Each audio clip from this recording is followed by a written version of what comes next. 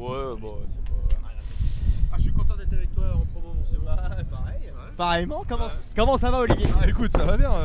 Et toi? Faites l'interview entre vous à la limite.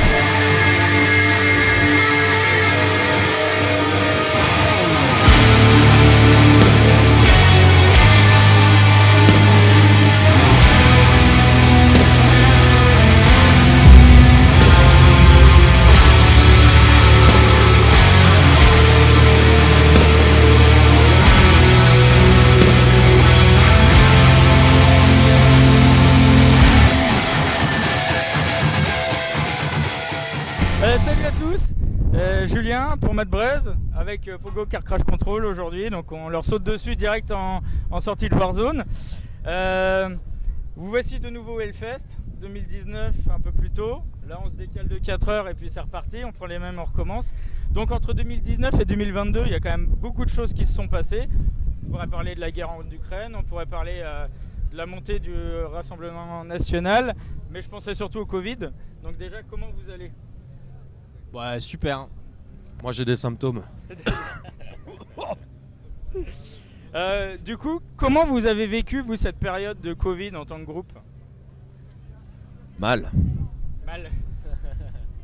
Non mais on a bien rebondi parce que bon déjà on a sorti Ted Blame notre deuxième album. Ouais, on en parlera tout à l'heure. Voilà, pile pendant cette période. Ouais. Du coup on a mis les bouchées doubles niveau promo pour bien le faire, tu vois, bien le vendre sur internet. Donc ça a quand même permis d'élever un peu le niveau, tu vois. Ouais.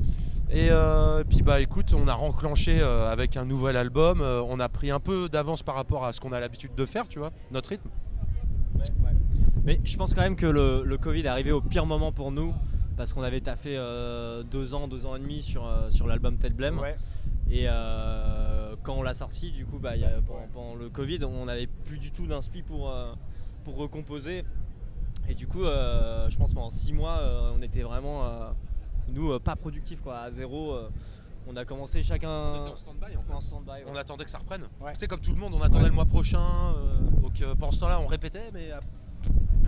On se disait pas du tout, tiens, c'est le moment de composer, tu vois. Ouais. On se disait, bah non, là, on est censé tourner avec cet album. Bah oui, forcément défendre Ted Blame, ouais. Mais ça vous a du privé coup, un peu de ça, quoi. Ouais, mais du coup, on a eu de la chance parce qu'on a eu, tu vois, le Hellfest From Home. Ouais. Avec le Extreme Fest, on a fait un live à Albi. Il y avait à Lille aussi. Et on a eu plein de vidéos finalement. Et c'était plutôt cool. Et on s'est mis un bon coup de fouet pour faire Fréquence Violence. Ok. Avant qu'on parle un peu plus de votre concert, etc., est-ce que vous pouvez nous parler de la formation de Pogo Car Crash Control ? Comment vous vous êtes rencontrés ? Comment vous avez réussi à intégrer Lola dans le truc ? Est-ce que vous pouvez nous raconter un peu ça ? À l'origine, on est un groupe de potes du lycée. D'accord. Donc Louis et moi, on s'est rencontrés au lycée. Et on a commencé à jouer simple guitare-batterie. Il y a un pote qui est venu à la basse, on était un trio, power trio. Notre pote Benjamin est parti pour continuer ses études. Simon a pris la basse. Alors, moi je suis le petit frère de Louis, le batteur. Ok. Ouais, moi, c'était pratique, on l'a trouvé facilement. J'entendais les maquettes et tout de Pogo et du coup je les ai tannés pour rentrer dans le groupe.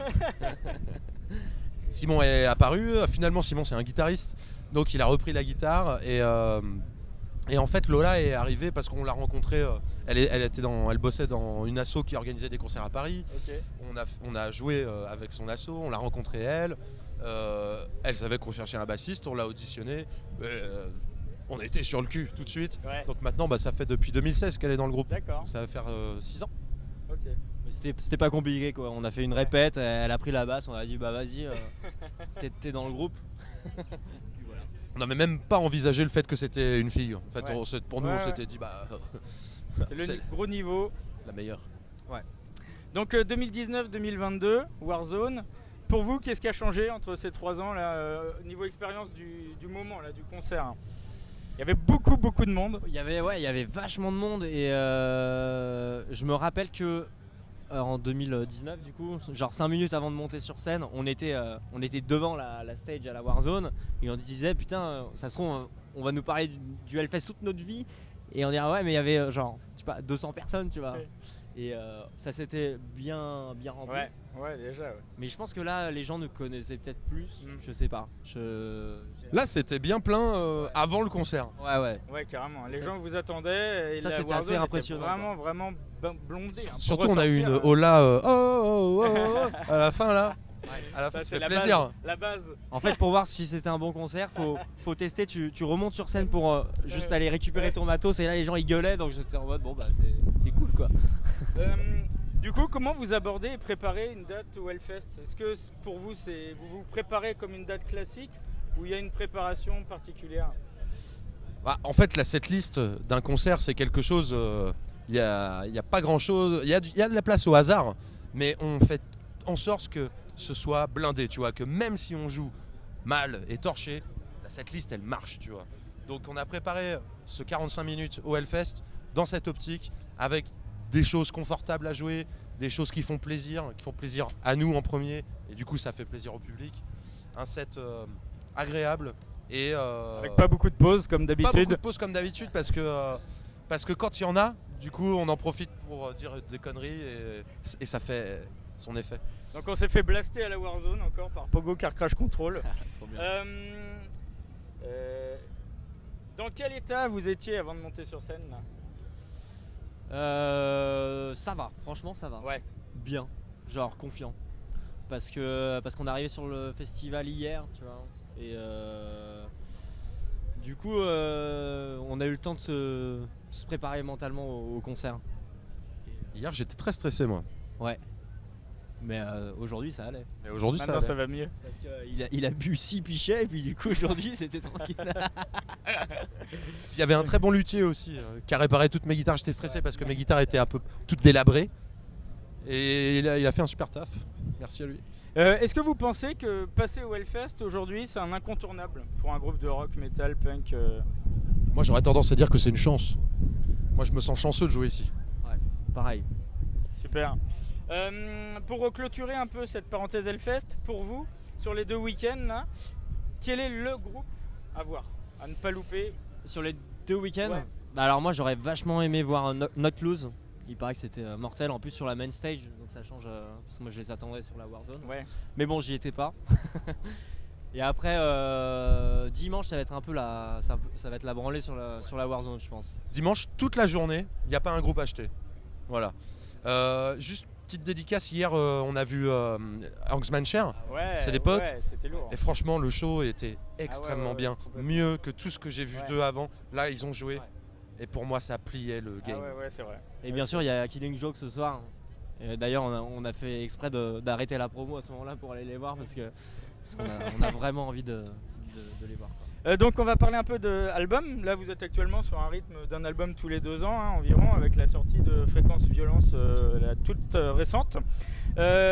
Comment vous avez travaillé pour enregistrer cet album? Parce qu'on sent quand même qu'il y a une évolution, moi je trouve, avec des passages, on passerait presque de Gojira à Etienne Dao, presque. Il y a un côté varié pop française, J'adore la mais ref. blasté par Tu peux dire, Gojira. il y a un côté variété française. Ouais. Tu peux.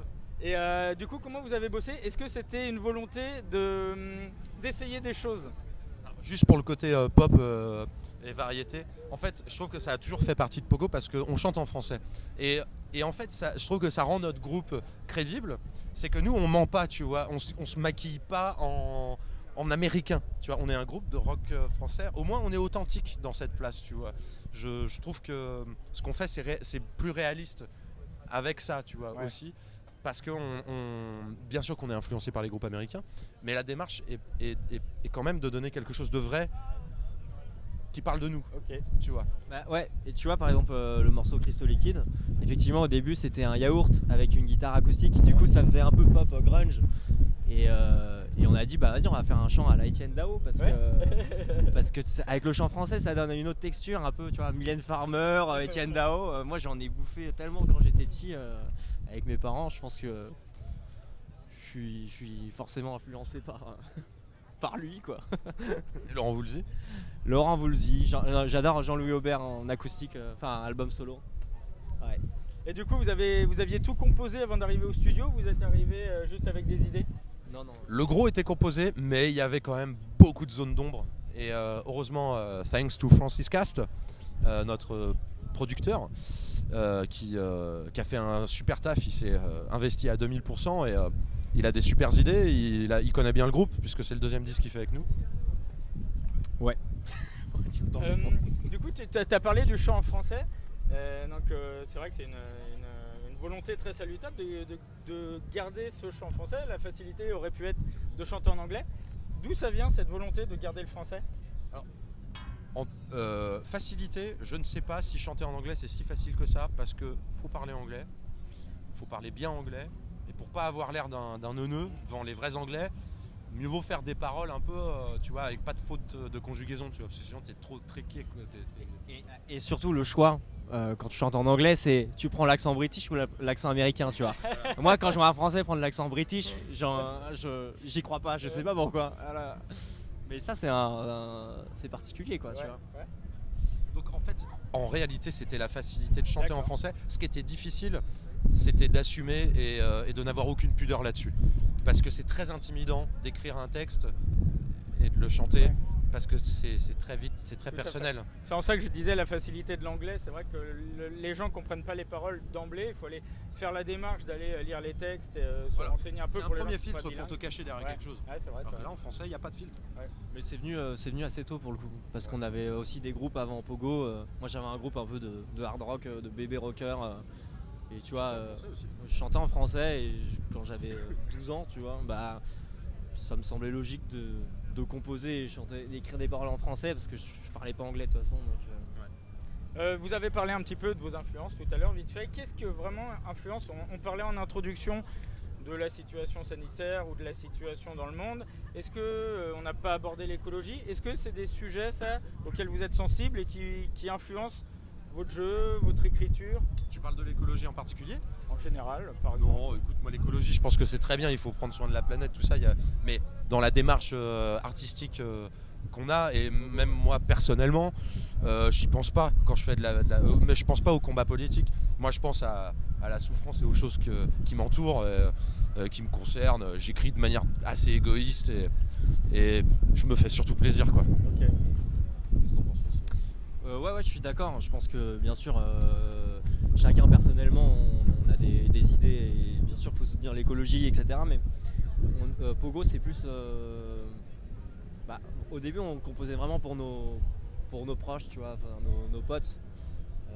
On pensait pas du tout toucher plus de monde que ça. Et les paroles, tu vois, c'est quelque chose d'assez frontal, je pense. On voulait faire quelque chose d'assez acide et ironique aussi. C'est ce qui fait partie de notre identité, donc on se sent pas trop légitime. Là on prend la pluie. Hein. C'est la tempête. On se décale, mais... on va finir debout. De toute façon on a bientôt terminé. Là vous êtes actuellement en pleine ascension, en apportant un réel coup de frais, c'est vrai, sur la scène française. Il est là le coup de frais là. Pour pas te dire un grand coup de pied dans la fourmilière de la scène française. Comment vous vivez cette ascension?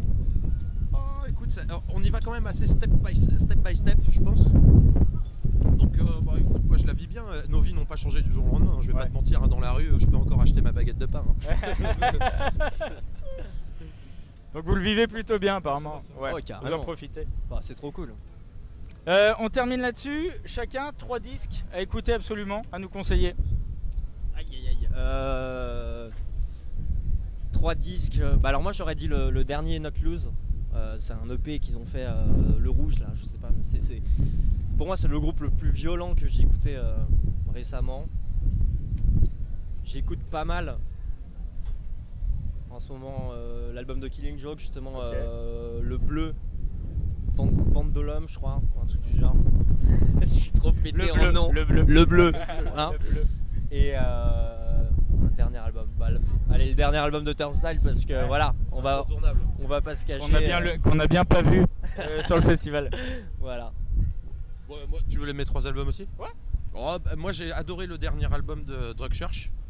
Ouais, grave. J'aime bien ce groupe, c'est bien fun, c'est prêt à manger, c'est compact et tout, j'adore ça. Un album de cœur, je dirais Blood Vision de Jerry Tard, ça me suit tout le temps. Et puis un truc un peu plus récent, j'ai beaucoup aimé le dernier album de No Warning, vieux groupe de hardcore des années 2000. Eh bien, Torture Culture. il connaît les titres. Merci beaucoup dans ces conditions extrêmes et on vous saute dessus après le concert. N'hésitez pas, foncez écouter Fréquence Violence, le dernier album de Pogo Car Crash Control qui a une fois de plus blasté la Warzone. Salut les gars, à bientôt, bonne continuation. Salut.